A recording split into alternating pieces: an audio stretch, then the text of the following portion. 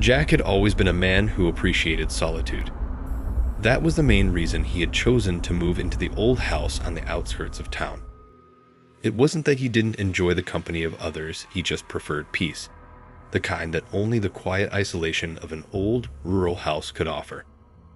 The house itself, a 2-story Victorian structure with a sagging roof and ivy creeping up the sides, seemed like the perfect retreat.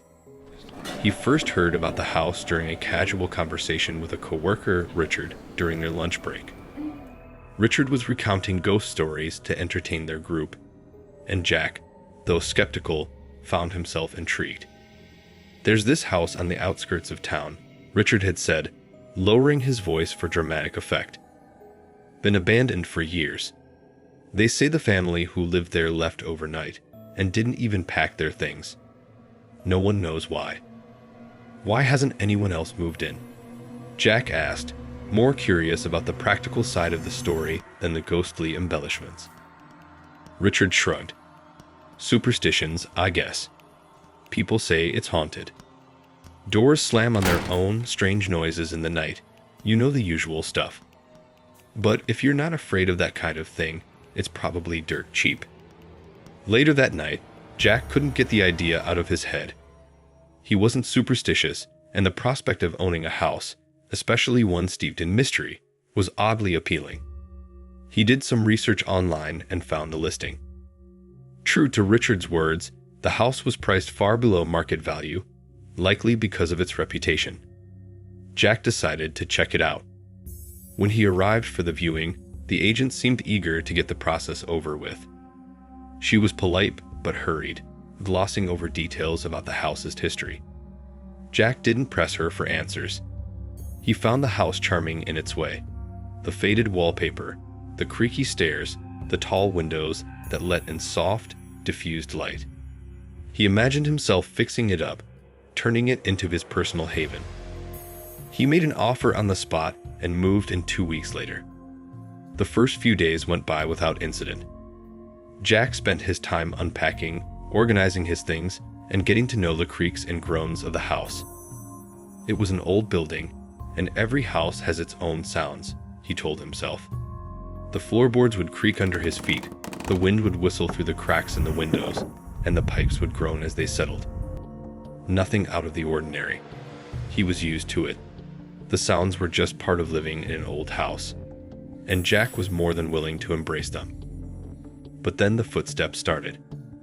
At first, Jack thought it was just his imagination. It would happen late at night, just after he'd gone to bed. Soft, muffled footsteps echoing down the hall outside his bedroom. He'd sit up in bed, straining his ears, trying to hear if it was just the house settling or if someone or something was actually walking around. Every time, the footsteps stopped before he could get up to investigate. And when he did check, there was never anyone there. The pattern continued for several nights, and with each passing day, the footsteps grew louder. At first, they sounded faint, distant. But soon, they were unmistakable, clear, and deliberate, as if someone was walking through the hallways in the dead of night. Jack would jump out of bed, his heart racing, and walk through the house, room by room, searching for the source. But the house would always be empty. The footsteps would always stop the moment he opened the door. He began to grow frustrated and annoyed. "Maybe I'm just hearing things," he muttered to himself one night after another fruitless search. "It's just the house. It's an old house, for God's sake." But deep down, he knew that wasn't true. The sounds didn't feel like the normal creaks of an old house. There was something deliberate about them, something calculated. And sometimes, when the footsteps came, they didn't sound like they were simply walking, they sounded like they were following him. One evening, Jack was walking down the stairs, making his way to the kitchen to grab a snack. He heard the sound of boots on wood echoed through the house, coming from the hallway above him.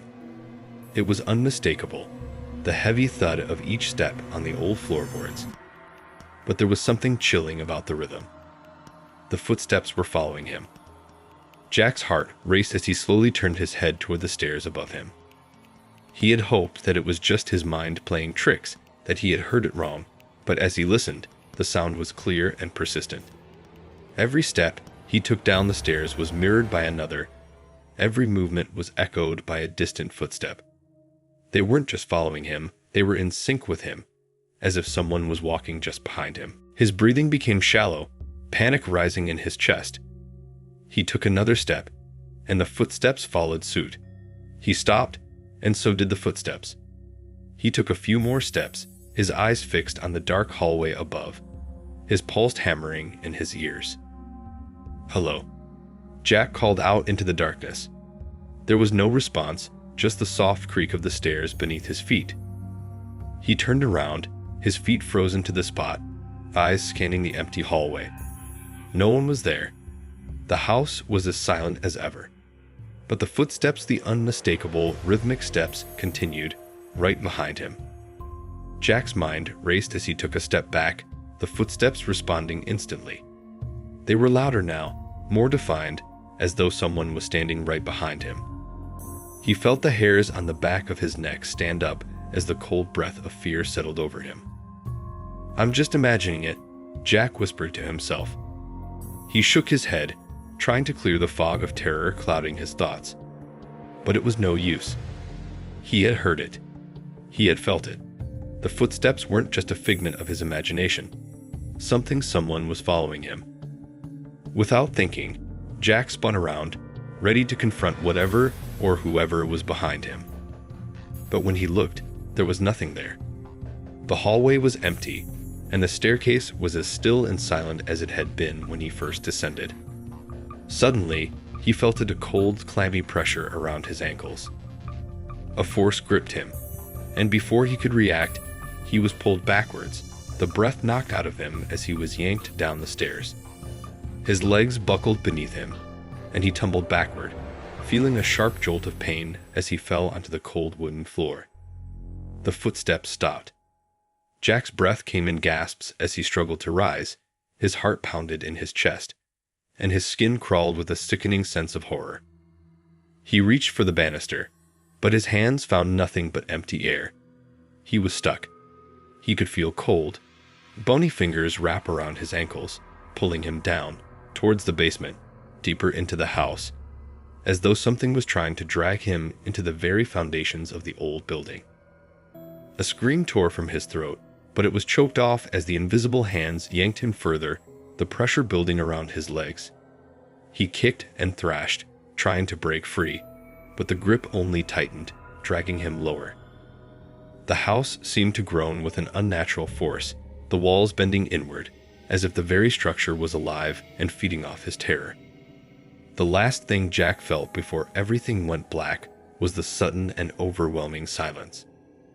The next morning, the house was still. The footsteps were gone, and so was Jack. His belongings remained in place, but the air was heavy with the absence of his presence. The stairs, where the footsteps had once echoed, stood empty.